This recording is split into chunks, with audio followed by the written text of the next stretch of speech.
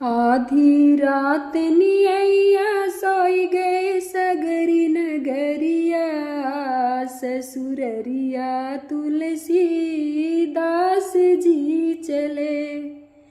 आधी रात नियैया सोई गई सगरी हरिया, ससुररिया तुलसी दास जी चले।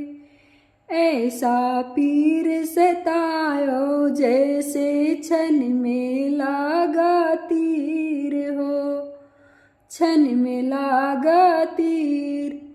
नदी किनारे तुरत पर आयो, बेबस हुई शरीर मुर्दा पकड़ के डाके समझी के नवढ़िया, ससुररिया तुलसी दास जी चले। मुर्दा पकड़ के डाके समझी के नवढ़िया, ससुररिया तुलसी दास जी चले। आधी रात नियैया सोई गए